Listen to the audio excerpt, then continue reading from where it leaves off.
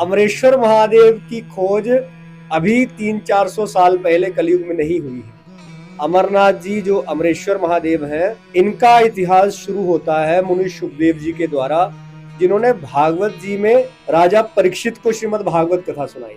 और जब शुकदेव जी जो है जो कृष्ण द्वैपायन वेद व्यास जी के पुत्र। एक बार की बात है, देवऋषि नारद जी माता पार्वती के पास गए और बड़े प्रेम से कहा कि मैया आप जानते हो भगवान शिव के जो गले में रुंडमाला है, मुंडों की माला है, ये माला किसकी है, क्यों नहीं उतारते, इनसे प्रेम क्यों है।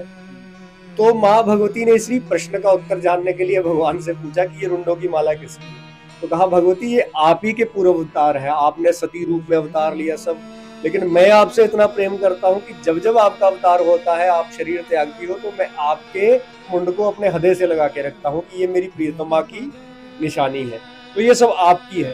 तो कहा बाबा मैं ही शरीर क्यों बदलती रहती हूँ, जैसे आप अमर हो वैसे मैं अमर क्यों नहीं हो सकती। तब भगवान शिव ने कहा था इसके लिए आपको अमर कथा का पान करना पड़ेगा, जो अमर कथा हमारे यहाँ पे श्रीमद् भागवत जी को कहा जाता है। तब उन्होंने कहा कि ऐसा स्थान चाहिए यहाँ पर मैं हूँ और आप हो, क्योंकि ये अमर कथा सबको नहीं देनी चाहिए।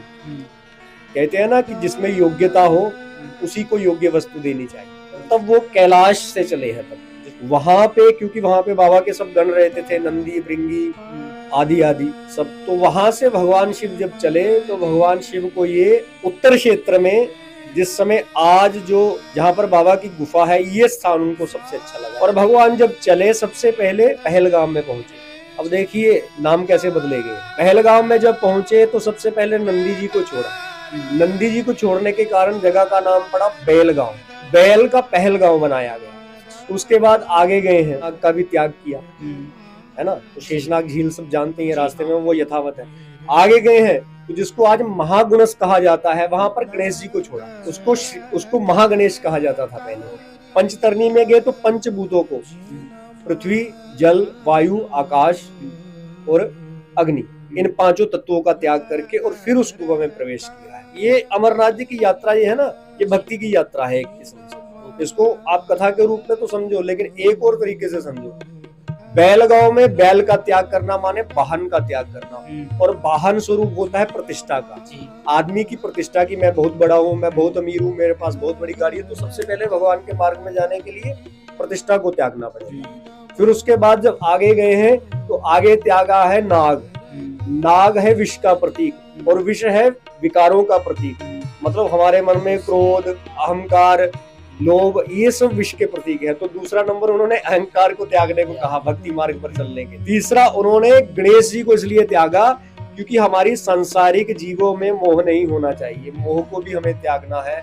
हमें परिवार में परिवार की तरह रहना चाहिए, ऐसे नहीं रहना चाहिए कि परिवार के लिए हम दुनिया भर के पाप करते रहें। परिवार के लिए हम अपने बेटे के लिए, उसको बड़ा बनाने के लिए, उसके लिए पैसा जोड़ने के लिए सब प्रकार के गलत काम करें। पंचतरणी में जब वो गए तो पंचतरणी में पंच तत्वों का जब त्याग करा तो उससे स्पष्ट संदेश ये है कि हमें भगवान के जब मार्ग पे चलना है तो अपने शरीर से भी प्रेम नहीं करना चाहिए। आगे गए हैं तो उस गुफा के बीच में जब इन्होंने एक अपना रुद्र प्रकट किया और रुद्र को कहा कि तुम इस गुफा में कोई भी जीव जीवित ना रहे जो हमारी कथा सुन सके, तो तुम सबको नष्ट कर दो। अब भगवान शिव और पार्वती जब आसन लगा के बैठ के, तो भगवान शिव के नीचे ही एक शुक कहते तोते को, तोते का अंडा नीचे रह गया। सब तो जीव मार दिए उसने, सब जीव भस्म कर दिए, और जीव थे भी नहीं वैसे वहां पे कोई, लेकिन वो शुक का जो अंडा था वो उनके नीचे रहा। और शिव के नीचे तो कोई नष्ट हो नहीं सकता जो शिव के पास है।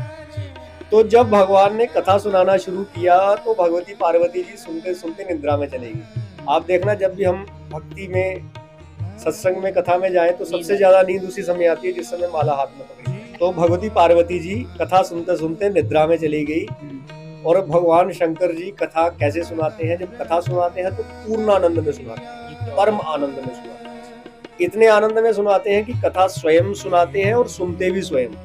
भगवान शिव से बड़ा कोई वैष्णव नहीं, भगवान शिव से बड़ा कोई भागवत नहीं, भगवान का भक्त नहीं। भगवान शिव से बड़ा कोई देव नहीं, इसलिए महादेव है। भगवान शिव से बड़ा कोई काल नहीं, इसलिए महाकाल है। भगवान शिव से बड़ा कोई कल्याण नहीं, इसलिए उनको शंकर कहते हैं। शम करोति इति शंकरा, तो सबका कल्याण है वो शंकर है। भगवान शिव से बड़ा कोई रसिक नहीं, भगवान की रास में गोपी बन के जाते हैं। भगवान शिव से बड़ा कोई योगी नहीं, योगेश्वर कहा जाता है। भगवान शिव से बड़ा कोई तपस्वी नहीं, तपोमूर्ति कहा जाता है। भगवान जब कथा सुनाते हैं तो स्वयं के आनंद में, क्योंकि परम भक्त है, कि कथा सुनाते सुनाते इतने आनंद में चले जाते हैं कि उनकी स्वयं की समाधि लग जाती है, आंखें बंद हो जाती। और सामान्य व्यक्ति में, सामान्य साधक में और भगवान शिव में यही अंतर है, हमको समाधि लगानी पड़ती है और शिव को समाधि से बाहर निकालना पड़ता है। इसलिए कामदेव उनकी समाधि तोड़ने जाता है और भस्म हो जाता। तो माँ भगवती पार्वती को जब कथा सुनाते सुनाते वो समाधि में चले गए, पार्वती जी तो सो गई, लेकिन उस समय क्या हुआ, भगवान शिव की जो शारीरिक ऊष्मा होती है, गर्मी होती है, उससे वो अंडा फूट गया। उसका समय था उस समय, उसमें से एक छोटा सा शुक का बच्चा निकला। अब तोते जो होता है, तोते में एक बहुत बड़ी विशेषता होती है, क्वालिटी होती है, वो व्यक्ति की आवाज को सबसे पहले कॉपी कर। आप तोते को जो बोलोगे वो एज इट इज बोलेगा, उसको यथारूप वो उसको बोले। तो पार्वती जी जब तक जागी थी तब तक बोल रही थी, जब भगवान शिव कथा सुना रहे थे,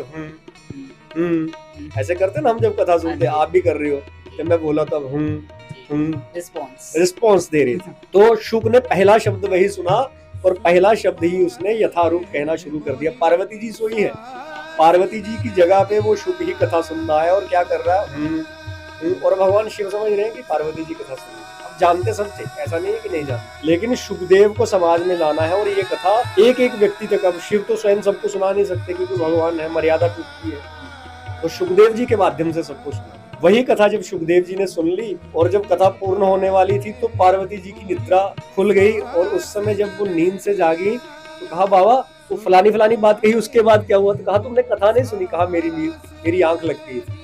कहा, फिर कथा सुन कौन रहा था? एकदम से त्रिशूल उठाया कि हमारी कथा किसने सुन ली, हमने तो एकांत का संकल्प लिया था। तब वो तोता बड़ा हो गया था, कथा इतने दिनों तक चली, उड़ने लगा और भागने लगा भगवान शिव से, और भगवान शिव लीला करते हुए त्रिशूल लेकर के उसके पीछे पीछे चलने लगे। वही गुफा, यहाँ पर ये अमरनाथ की कथा भगवान शिव ने कही, इसी कारण उनका नाम पड़ गया अमरेश्वर महादेव, और आज उसी को अमरनाथ जी कहते हैं। वही शुक का बच्चा कृष्णद्वैपायन वेद व्यास जी, जिन्होंने 18 पुराण लिखे हैं, उन्हीं की पत्नी के मुख के रास्ते से उनके गर्भ में चला सूक्ष्म रूप में, क्योंकि शुक भगवान का साक्षात स्वरूप था, अवतार था भगवान। तो वो फिर उनके गर्भ से जब प्रकट हुए तो उन्हीं को मुनि शुकदेव कहा गया, और उन्हीं ने श्रीमद् भागवत जी है पहली बार जो है कथा वो सामूहिक रूप से राजा परीक्षित को सुनाई। उन्हीं से आगे परंपरा चली, सूत जी को प्राप्त हुई, और सूत जी के बाद शौनकादि मुनियों को, शौनकादि मुनियों के बाद अब भागवत जी प्रचलित।